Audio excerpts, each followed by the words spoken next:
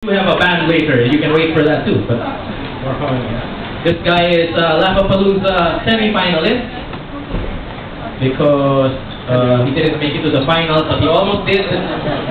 Really nice guy, performs all over. Very busy guy. He's in law school right now.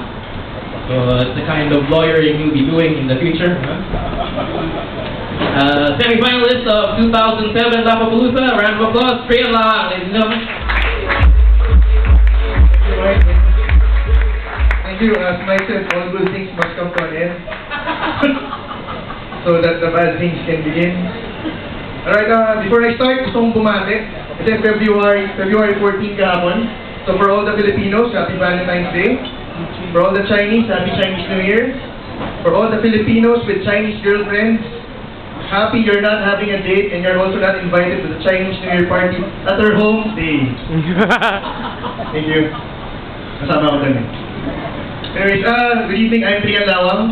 And as you can see, I am wearing a barong. At ayokong nagsusot ng barong. Kasi feeling ko hindi bagay sa akin eh. Kasi ibang tao pag nagsusot ng barong, tapos nakita ng mga friends nila, di ba? Pare, guwapo mo ah. Mukha kang congressman. Sa nanginig. But when I wear a barong and my friends see me, Trian, ang cute mo ah.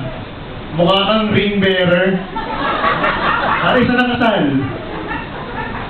Kaya lang kasal ko yun eh. Ako yung groom. And you know, I believe in the saying you should pick on someone your own size. That's why I only play basketball with grade 5 students. Because when I'm with them, I feel like the 5'1" version of Shaquille O'Neal. Who can't dunk, who's not black, who can't run very fast. Okay. But sometimes kids these days are very smart. Nabubuking nila ako eh. Parang, teka. Sigurado ko bang grade 5 ka lang? Bakit may bigote ka na tsaka Adam's apple? So I have to come up with an excuse that's believable. Siyempre, meron na ako niyan. Kasi tuli na ako eh. Tayo na rin. And you know, I have long hair now, but I used to have longer hair. But I cut it. Because my girlfriend kept on complaining. Tuwing nagdi-date daw kasi kami, napagkakamalan kaming lesbians. So I cut my hair. We don't have that problem anymore. Hindi na may napagkakamalang lesbians. Napagkakamalan na lang kaming mag-ina. Tangkat kasi niya eh. So I asked her, babe, ano ba talaga sumatawag sa'yo? Honey o mommy? Speaking of my girlfriend's Chinese, but I'm not. So that's why we're having a lot of problems in our relationship. Because of racism. Because I am racist. Ayoko naman kasi sumahinsig eh. Kaya ko na siya ninigawan kasi gusto ko may nagtatranslate pag nanonood ako ng Goku movie.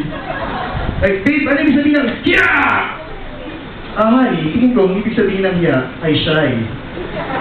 Okay, sige, gagamitin ko sa tatay men. And you know, speaking of my girlfriend though, kidding aside, I love her. And just like most guys with girlfriends and wives, I also have a pet name for my girlfriend. Diba? Other guys, tawag nila sa girlfriend nila, honey, baby.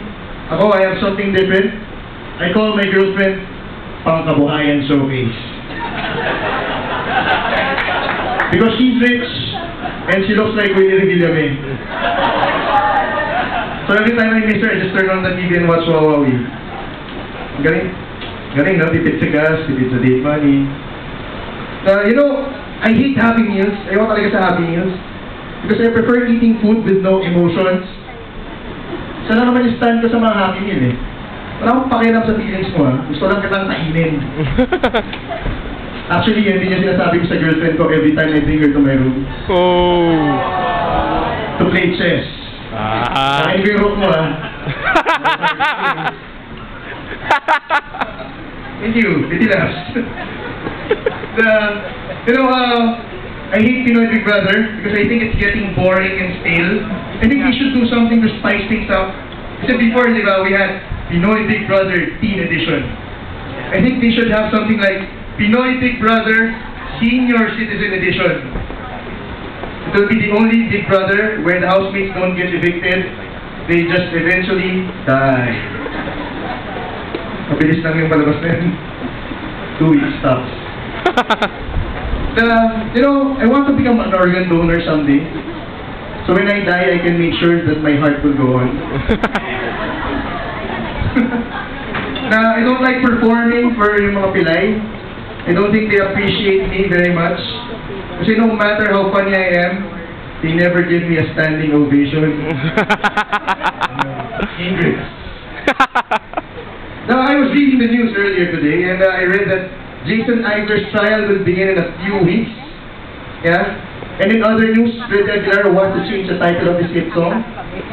He wants to change it from Anak to Pamangkin.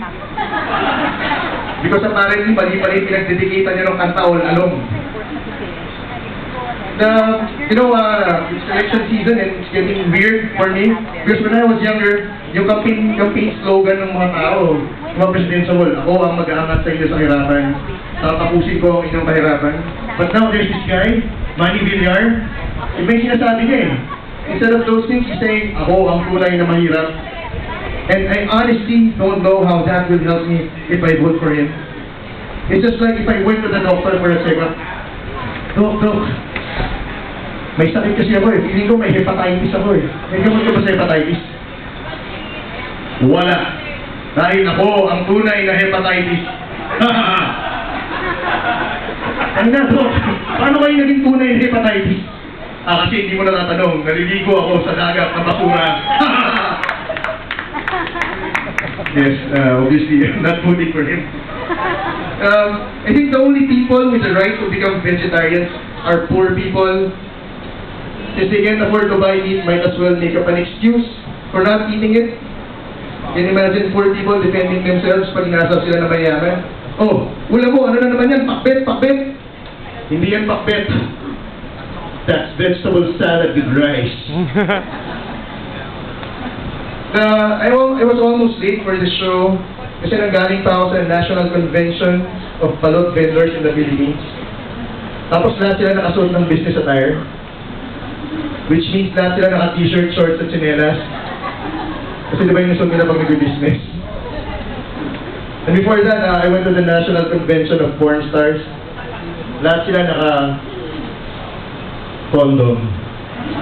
So I was underdressed. You know, I feel very bad for all the members of the UP Pep Squad. You know, I really do. Kasi they might be part of the best cheerleading team in the country. Pero during the UAAP basketball season, they have absolutely nothing to cheer about. Ano kaya mga pinapractice nilang cheer, di ba? We're number 8! We're number 8! Okay, so 1, 2, 3. Beat NU! Beat NU! Yeah, and then pagdating ng finals, it gets worse because the UP Pep Squad cheerleaders always go on an early vacation. And then the cheerleaders that are in the gym talking, pare, ano kayang gagawin natin? Kakain na naman pa tayo ng isaw? O bubuo na naman tayo ng isa pang human pyramid? Pare, para kayong hindi mga estudyante ng UP magsalita. Huwag kayong ganyan. Tara, mag-rally na lang tayo. Thank you, I'm Rian Lawa. And now, just like all good things must come to an end, all bad things must come to an end for another good thing to start. Ladies and gentlemen, let me introduce you to our next comic.